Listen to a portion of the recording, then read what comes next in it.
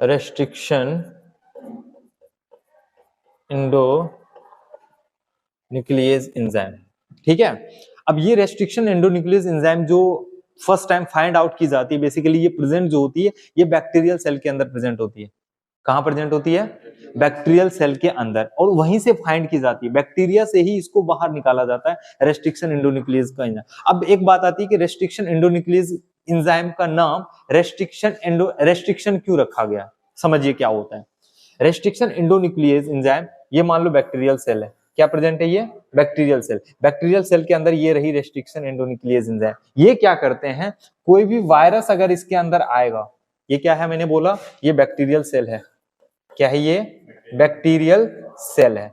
अगर bacterial cell के अंदर कोई भी वायरस इसको अटैक करती है तो उस वायरस को क्या करेंगे, ये रेस्ट्रिक्शन एंडोन्यूक्लियेज एंजाइम फ्रैगमेंट कर देंगे, उसके जेनेटिक मटेरियल को क्या करेंगे, फ्रैगमेंट में कन्वर्ट कर देंगे, दैट इज द ब्रेकिंग कर देंगे रेस्ट्रिक्शन एंडोन्यूक्लियेज एंजाइम। तो रेस्ट्रिक्शन एंडोन्यूक्लियेज एंजाइम क्या करते हैं बैक्टीरिया के अंदर?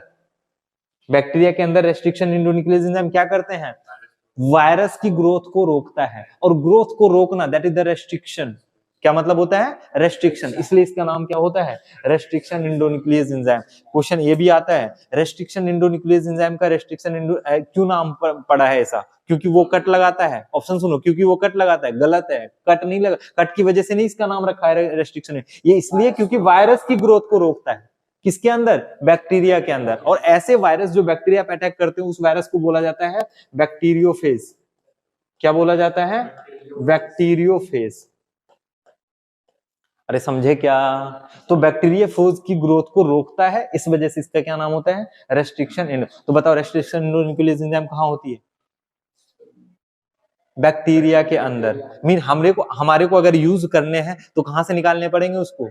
बैक्टीरिया के अंदर से ही। अरे समझ में आया क्या? तो रेस्ट्रिक्शन एंडोन्यूक्लियेज एंजाइम कहां मिलती है? कहां मिलती है? बैक्टीरियल सेल बोल लो या फिर आप बोल लो कि बैक्टीरिया के अंदर मिलते हैं। समझ में आया? चलिए नेक्स्ट अपन बात करते हैं इसकी नोमेनक्लेचर। बहुत सारी रेस्ट्रिक्शन एंडोन्यूक्लियेज एंजाइम जो है वो निकाली जा चुकी है, फाइंड आउट करी जा चुकी है, बैक्टीरिया से बाहर निकाला जा चुका है। समझे क्या? तो उसकी नेमिंग की जाती है, और नेमिंग करने के लिए 4 लेटर यूज करते हैं।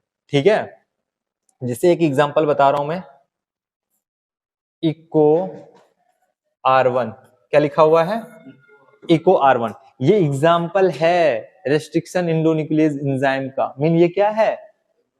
एग्जाम बोले तो रेस्ट्रिक्शन एंडोन्यूक्लियेज एंजाइम है। क्या है ये? रेस्ट्रिक्शन। और शॉर्ट फॉर्म में मैं बोलूंगा RE। क्या बोलूंगा? RE। तो ये क्या है? ये क्या है? RE बोले तो रेस्ट्रिक्शन एंडोन्यूक्लियेज एंजाइम। ठीक है, अब इसकी नोमेनक्लेचर की जाती है। इसमें देखो 4 टर्म है, एक तो ये दोनों एक साथ, एक ये, कितनी टर्म हो गई? 4 टर्म ली जाती है। ठीक है, और ये 4 कैसे ली जाती है उसकी बात करता हूं। ई वर्ड जो फर्स्ट लेटर है, क्या बोला मैंने? मीन फर्स्ट लेटर जो है वो ली जाती है जीनस से। किससे ली जाती है? जीनस से। अगर मैं सेकंड 2 वर्ड की बात करूं, CO, ये word second 2 word, second 2 word की बात करूं तो सेकंड 2 वर्ड जो है मतलब थर्ड लेटर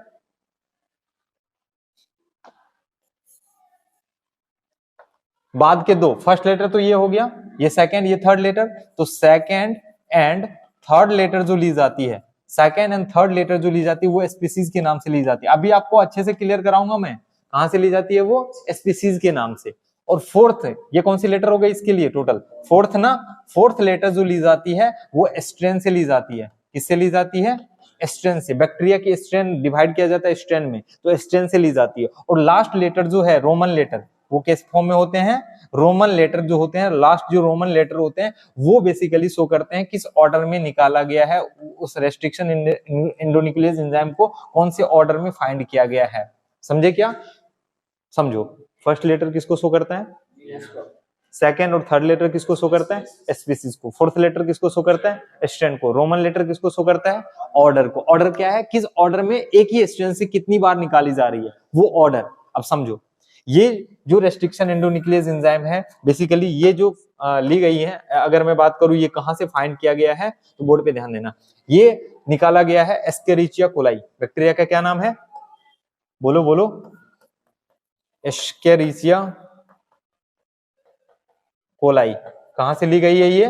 एस्केरिचिया कोलाई। और इसकी स्ट्रेन जो थी वो थी RY13। क्या था?